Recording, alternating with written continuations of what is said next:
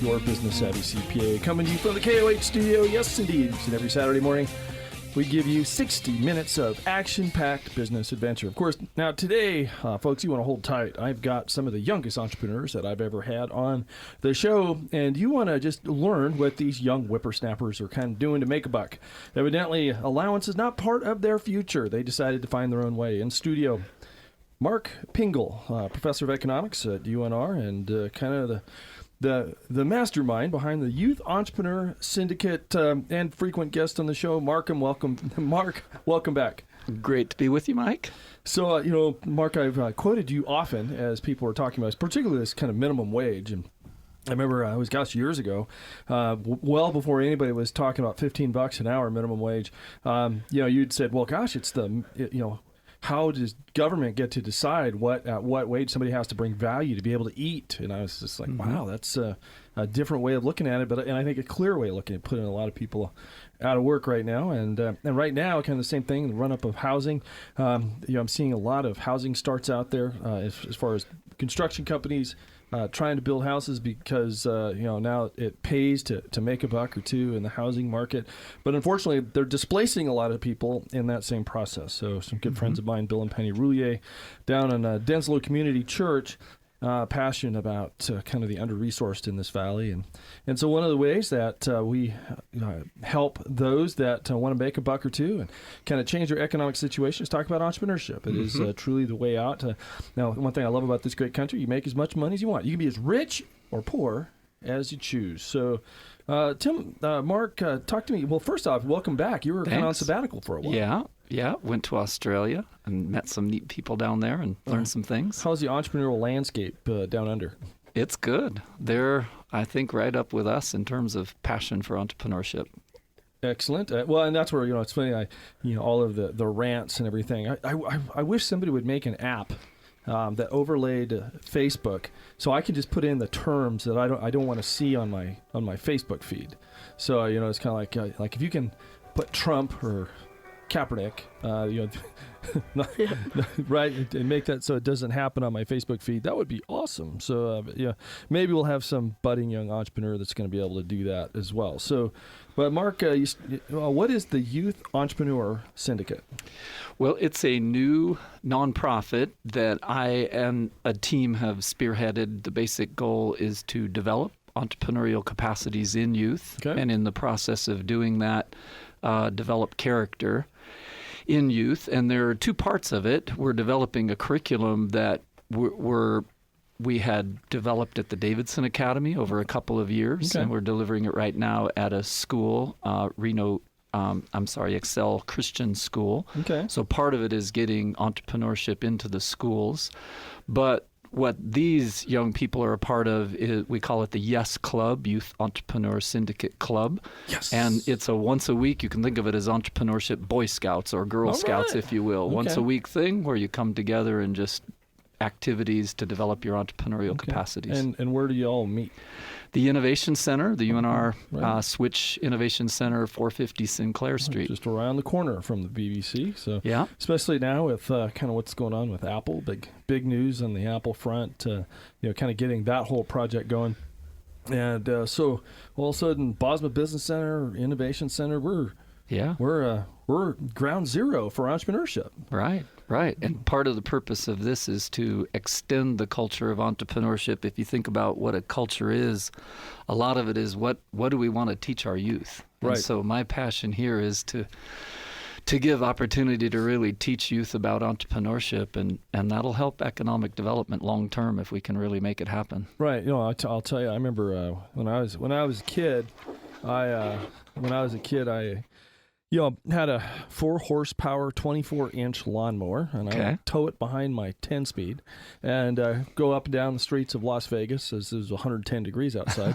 And I knew whenever, so I'd fight somebody's grass that was about 12 inches long, and I knew it was pretty good chance they'd want their lawn mowed because nobody wants to mow the lawn when it's that hot outside. So, and I had this kind of beefy lawnmower, so I kind of, like those early teens and Mm-hmm. I never wanted for money. It was great. So easy skeezy, right? So, but that's kind of, the thought of sending your 12-year-old out on a 10-speed into the neighborhood, that doesn't really resonate right now with parents.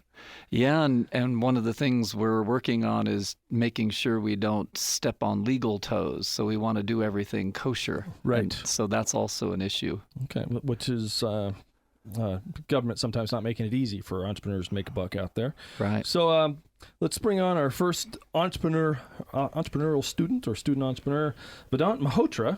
Vedant, welcome to Bosma on Business. Thank you.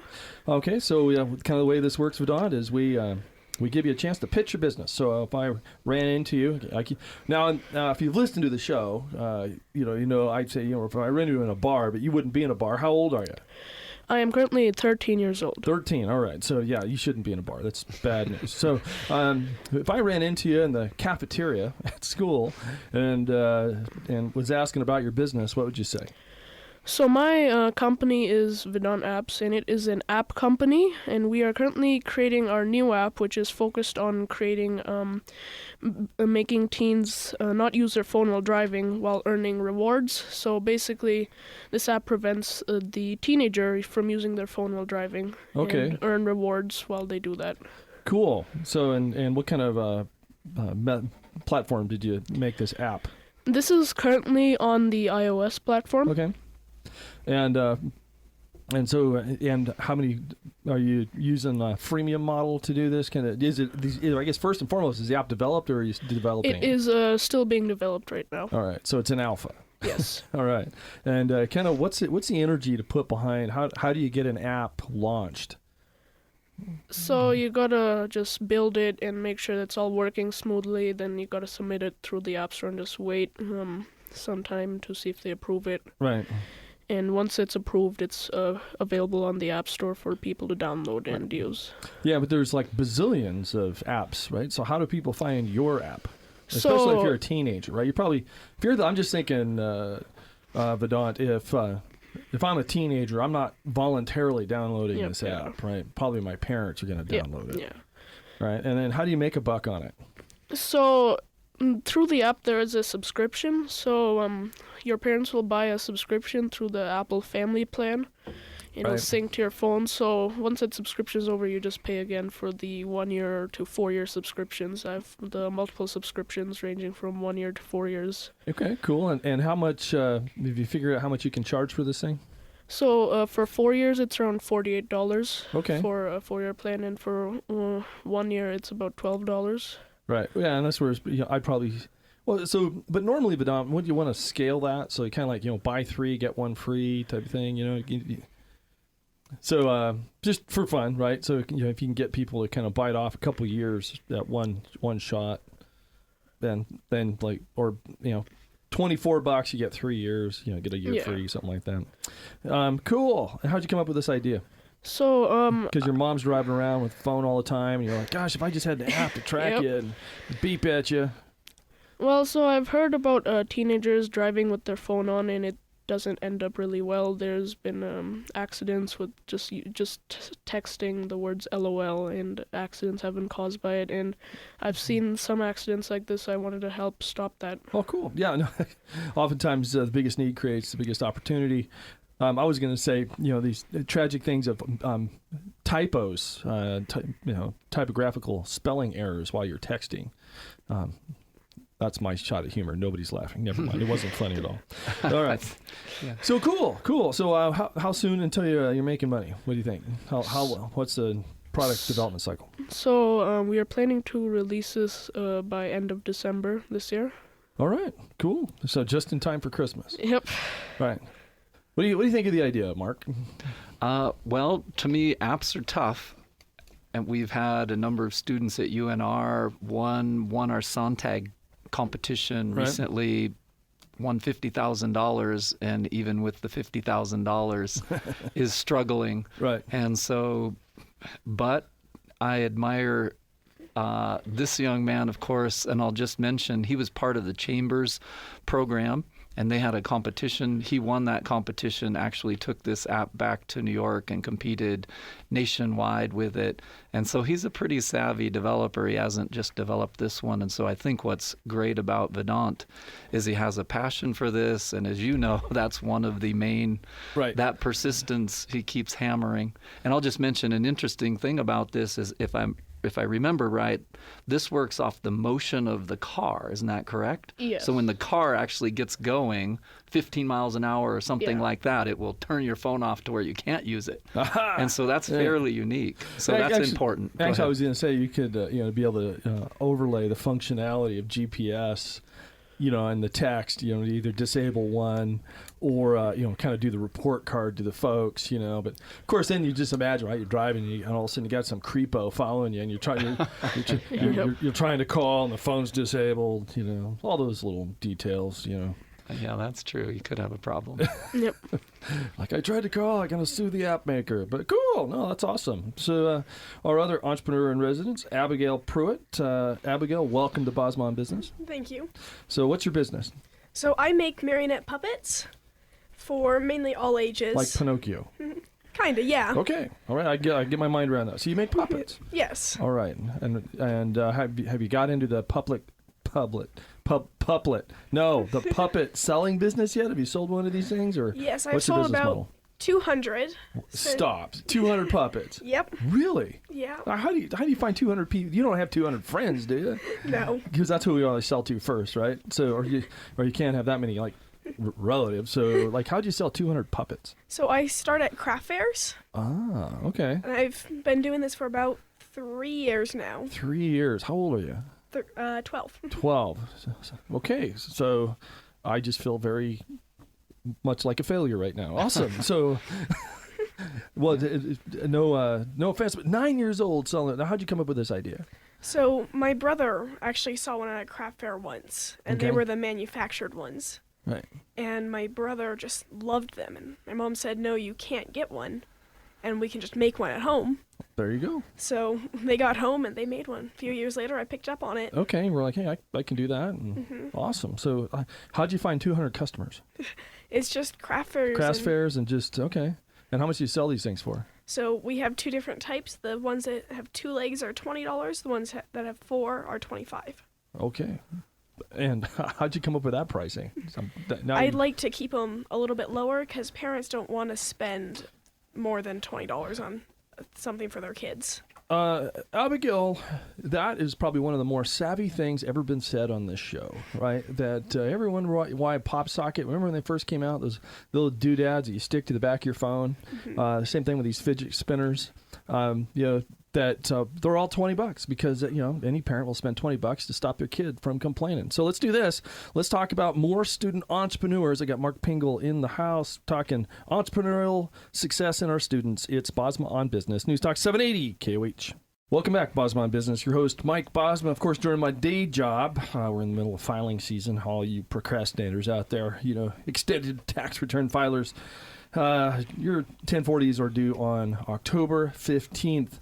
You should be aware, a lot of people are like, especially business owners, and you know who you are maybe a little remiss at getting your accounting records together. And so a lot of questions I get this time of year is, should I file something that I know is wrong, or should I at least take a stab at it? And I always say it's okay to file estimates, just make the numbers look like estimates, and then overpay the tax. You're better to be overpaid than underpaid.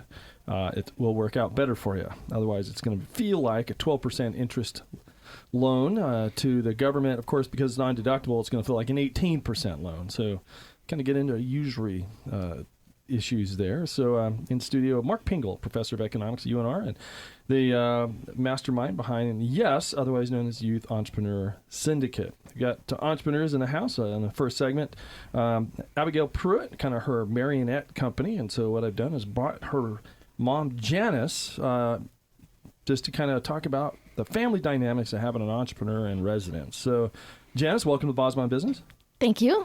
So it sounded like when Abigail was kind of talking about her story, her entrepreneurial journey, little brother wanted a marionette, or otherwise known as a puppet, and you're like, no, we can make that. I'm not paying that kind of money for that. And then this business was born. So just kind of doing the quick math, if I sold 200 puppets at $20 a piece, it's like real money. It is real money. Her bank account is certainly larger than her older brother's bank accounts.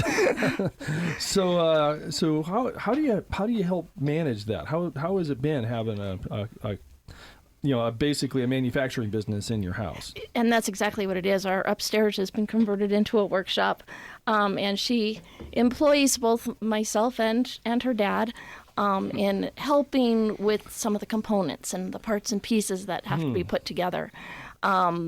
She pays us in hugs currently. However, that may start to change as we get busier. So, no, I got you. So there's one little tax loophole, just so you're aware, and it's going to feel like, Abigail, don't hate me, but I'm trying to make you money right now, okay? There's a little tax loophole that says, instead of, Abigail, this being your business, paying your folks in hugs, what you can do is have this be your parents' business, and then they can pay you for the work you're doing. Now the magic about this is, and it is magic, because you're not 18, right? The work, so if it's your parents' business, sole proprietorship or single member LLC, they pay you to do the work, right? The way that works, it's now earned income, but the beauty of it is it's not subject to FICA or Medicare, versus if this were your business, it is earned income subject to FICA and Medicare. So that means it's an extra 15% tax on the profits on this stuff. So it's kind of like one of those, and now I'm not going to have you answer the question. You may or may not be filing taxes on all this stuff. A lot of cash businesses don't, but you should. And the other beauty of it is let's just say for fun, you can kind of get up to $5,500 of that earned income.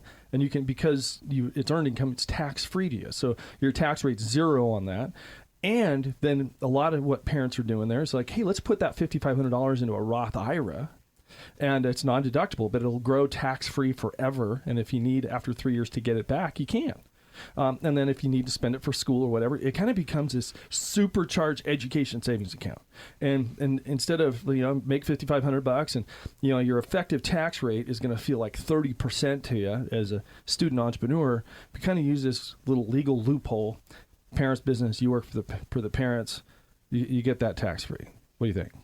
It does definitely kind of sounds like what we do some of the time, not all the time. Right. Okay. So just lots of planning. You kind of get this thing going, and you're like, hey, let's. Okay. And this is certainly all the information we need to, as we're learning more and more about this. She kind of started it, and now we're going backwards to figure out exactly how to manage it. Right. Reverse engineering a business model. Yes.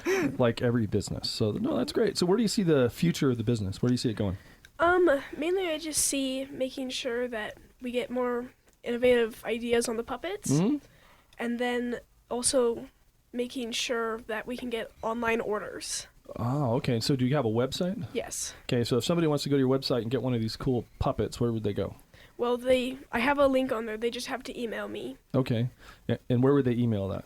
They email it to pruittpuppets@gmail.com. pruittpuppets@gmail.com. What we'll do is we'll throw that up on the Bosma Business Facebook page as well, just to kind of put a link, or I guess your email address. Well, and the website address is pruittpuppets.com. pruittpuppets.com. There you go. All right. How'd you come up with the name? It was just... Never mind. Self-explanatory. Yeah. Okay, I got you. All right. So where do you see this thing? Do you see this thing be able to pay for college, buy a house? Where do you see this thing going? I definitely like to see it continue on, but I think I'll probably pivot away from it and try something else. Okay. What's your next business venture? Because I think I want to invest in it.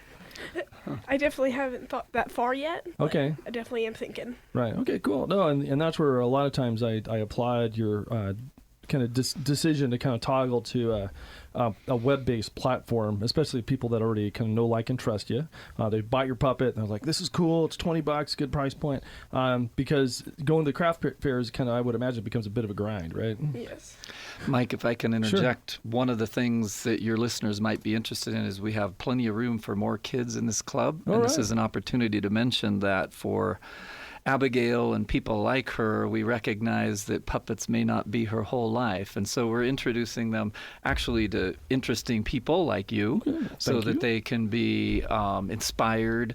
But also, you mentioned tax issues, but we introduce them to opportunity recognition. Tonight they're going to get to do some 3D printing at the Innovation Center. So we really want to foster the kind of creative thinking to where she can take the entrepreneurial skills that she has now and move them to a next level. Oh, no, awesome. No, that's very, very exciting. How many kids, Mark, do you have in the program right now? Three. We actually have about five. Oh, okay. Five. There's a couple who couldn't make it. But okay. Yeah. No, that's great. But we're building it around some awesome people here, as you can see. Yeah, and kind of what days do you guys typically meet on? Tuesday night, 6 o'clock at the Innovation Center. All right. So Tuesday, 6 o'clock. And how, if somebody wanted to find out, how would they get in touch with you? We have a Facebook page, just Youth Entrepreneur Syndicate. So if they put that in Facebook, they could find it. But what they could do to get direct information is email me at pingle, P as in Paul, INGLE, at unr.edu. All right. That'd be great. Pingle at unr.edu. Correct. Cool. Just kind of learn about getting your kids plugged in. Otherwise, they're sitting in front of the Xbox, rotting their brain away. Right. And well, if I might mention it, part of what's driving us is the reason we're going down to age 12, even though it's tougher to deal with the law, as you may be familiar once you get under 16. But that's where kids start to go wayward. And we're hoping some kids, some I connected with baseball when I was young and scouting a little bit, but and every kid connects with different things, but if we can connect some kids who would have gone the wrong way, we can get them on an entrepreneurial path. That would be cool. Well, yeah, and especially we talk about some of the under-resourced young folks. Cause I'm passionate about. It's called Pathfinders, really for homeless kids your guys' age, and as their families are in transition, so that they kind of have a place to kind of land on Friday nights and get a meal and have kind of some normalcy. If you're, and that's just it. It's crazy. There are literally hundreds of kids in this valley that live in their car, live in weekly apartments, and they're on the cusp or in homelessness or on the cusp of it, in and out. And so, and that's where you talk about how to earn your way out in a lot of ways. Sell puppets. So let's do this when we come back. Let's kind of bring on more of let's call it the family business. It's the Kid Show on Bosma on Business. News Talk 780 KOH. Welcome back to Bosma on Business. Got more student entrepreneurs in the studio talking about how to make a buck, how to keep your kids away from that Xbox that's rotting their brain. No more teen movies. No, just get them to be self-sustaining. So in studio, Mark Pingle, professor of economics at UNR and person behind the Youth Entrepreneur Syndicate, or kind of meets at the Innovation Centers Tuesday nights. And so, it's funny. I think about Mark, how many people run their kids to gymnastics, dance, baseball, soccer, and the reality is it's all good. It's good, but not really gonna do much with it after they get out of school. Right.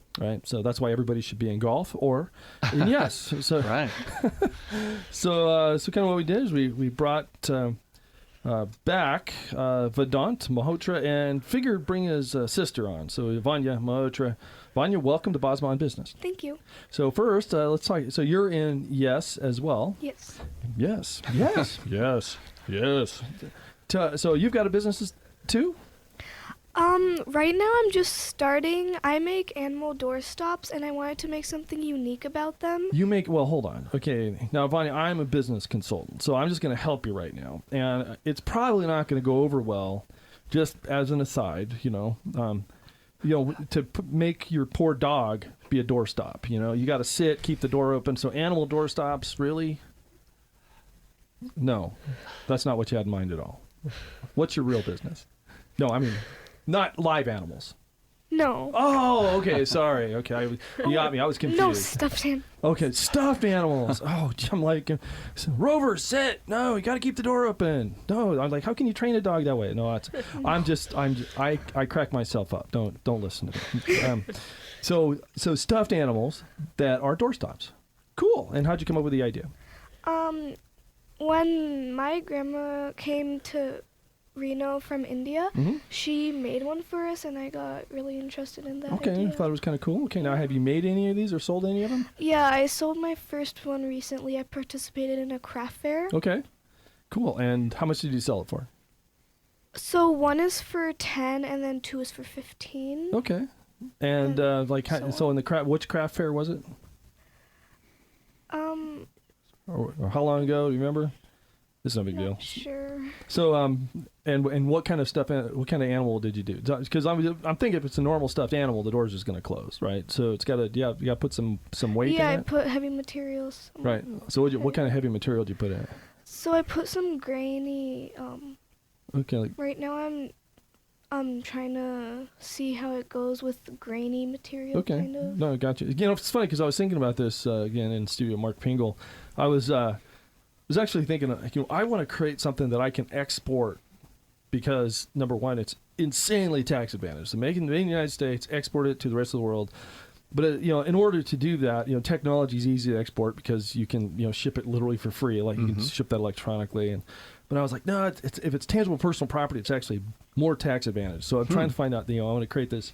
One of the kind of theories out there, if you're trying to become financially independent, is you need 7 streams of income. Most billionaires have 7 streams of income, and so it's kind of like I'm trying to get to 7. So I'm thinking, hey, if I can create this, these little businesses like you guys are doing, and that kind of create this money, and if I can do it so that I don't have to actually work in the business, I can have this passive income. So I kind of thought, gosh, what happened if I made this these trash cans, and I engineered, because most trash cans, if you think about them, are big and bulky because you don't want them to be blown away or whatever. But I'm like, well, gosh, but you can't export them because they're too heavy. I'm like, what if you just made them out of resin, but then made a base that you can like fill with water that made them heavy, so they wouldn't tip over and all the rest of it. So it's kind of like so you're trying, that's where I was like, what kind of substance can I put to weight the thing down, but make it easy to kind of manage, right? So, and you're kind of doing the same thing with your door stops because you're like, okay, I got to get some weight on the bottom of these things, so the door, but you want to kind of keep them cute.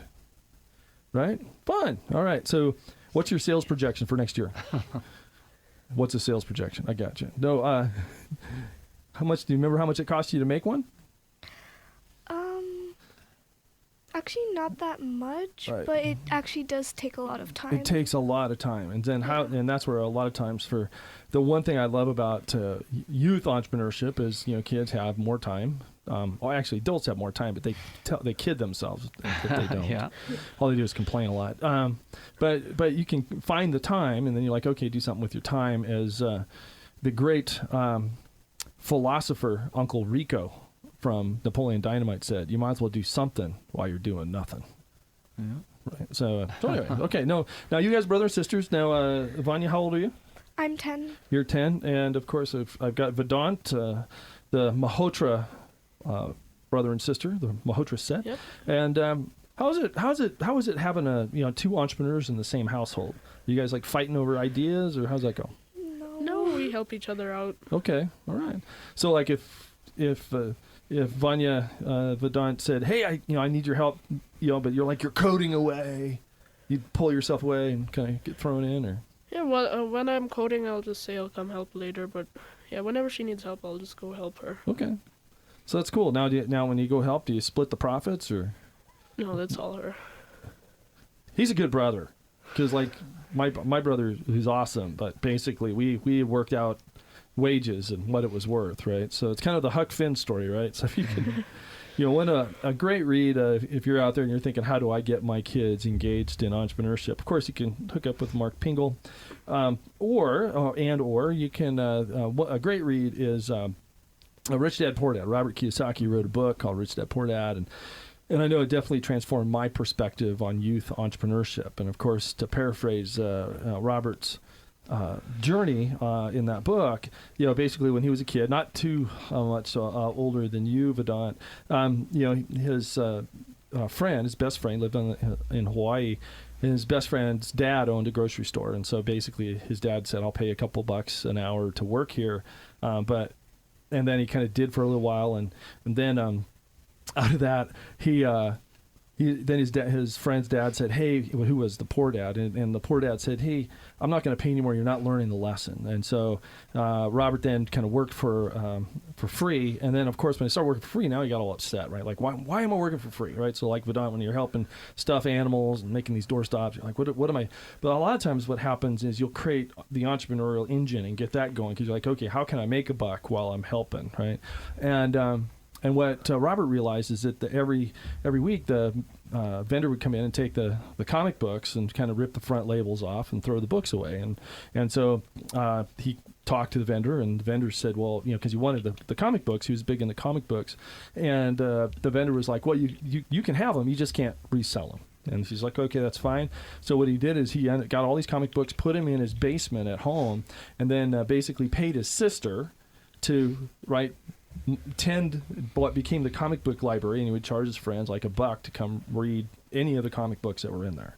So you kind of got all this product for free, and he saw that opportunity. And so that's oftentimes how a business is born, is, kind of sometimes when you're making money, you focus on the money you're making rather than the ideas. So, and so how do your folks kind of help inspire the entrepreneurial engine? What do you think, Vedant? So they encourage me. Okay. They try my apps. They tell me what's I need to improve on. So they help me along the way. Right. Encouragement and just helping in general and what needs to be improved and all that.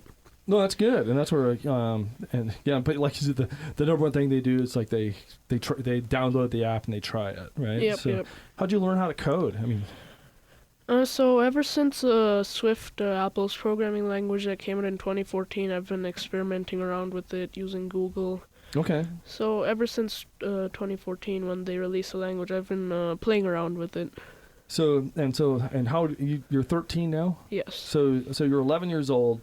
They kick out this new programming language, and so the reality is, and this is what I love about technology, and actually I love about life, is when something new comes out, there's all of a sudden there's no built-in advantage, right? Everybody's coming at ground zero at this language. So you're 11 years old, and you're like, hey, I'm going to learn this language. And now, so imagine like you graduate from high school, which is as smart as you are, you probably would be 14 when that happens, but graduate from high school, and you're like, yeah, I've been programming for 8 years, 9 years, right? And most people, they haven't done anything. So like you literally have almost a lifetime of experience ahead of it, right?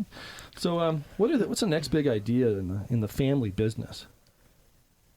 So it's not another idea is this is not necessarily an idea, but getting our app to get it internationally available. Oh, okay. In other markets. That's a good point. How do you do that? So rebuilding it for other countries, like I can't have miles per hour in another country that uses So you got to go kilometers, per hour, right? yeah. Okay. So putting in that, so all those little things we don't think about in the United States. It's meters, not feet, and all that kind of stuff. Exactly. Cool. And how, I guess the really interesting part is how do you get people even in the United States to get your app on the radar screen? I guess that's always the big thing. How do you get sales? So I have 3 different ways.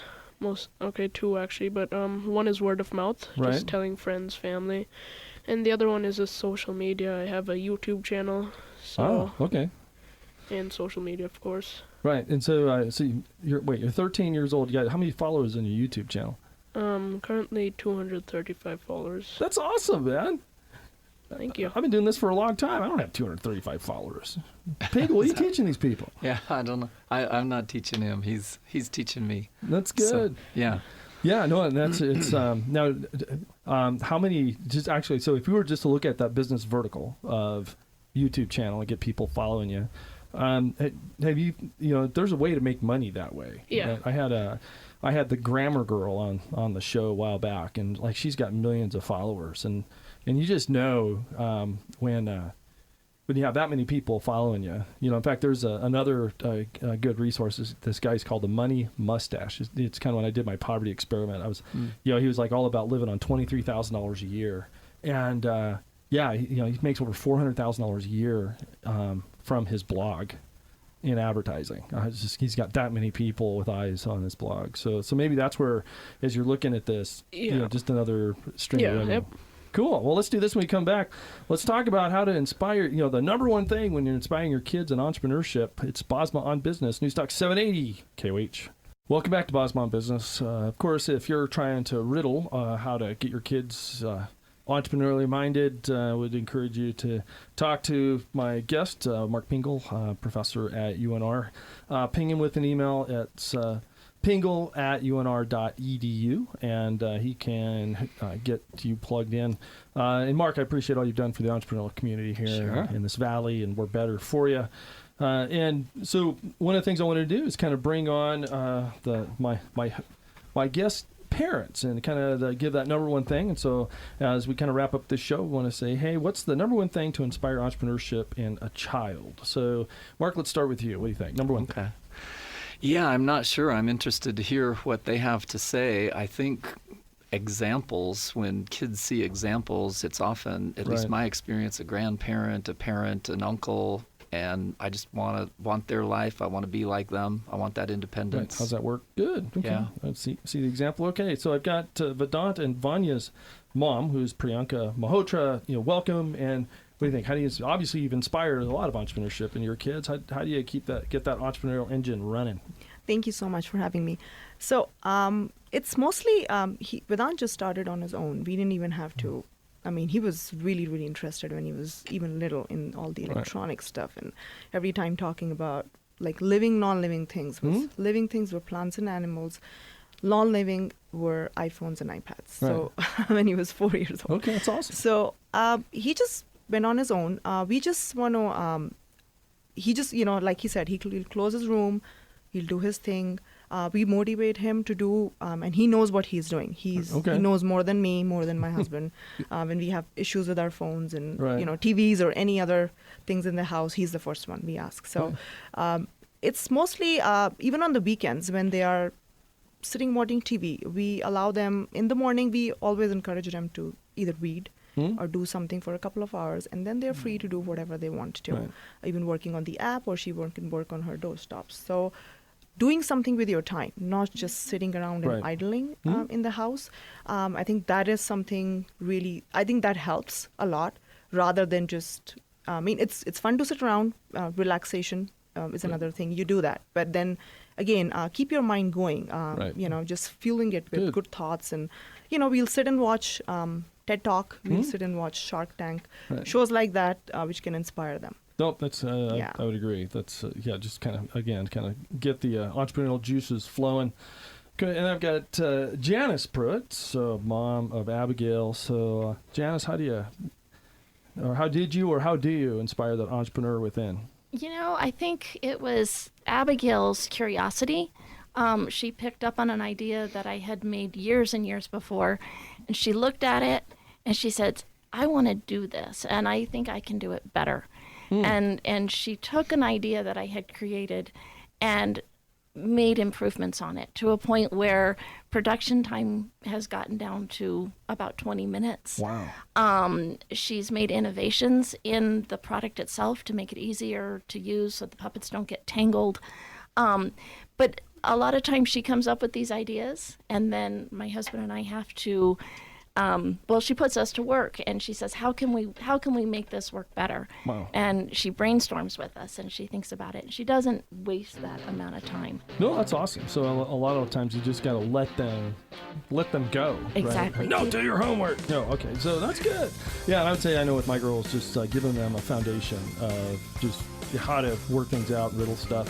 So thank you all for coming. Mark, thanks for your support for the entrepreneurship community. Of course, next week, we got more advisors, more entrepreneurs, more business. Awesome. It's Bosma on Business. News Talk 780 KOH.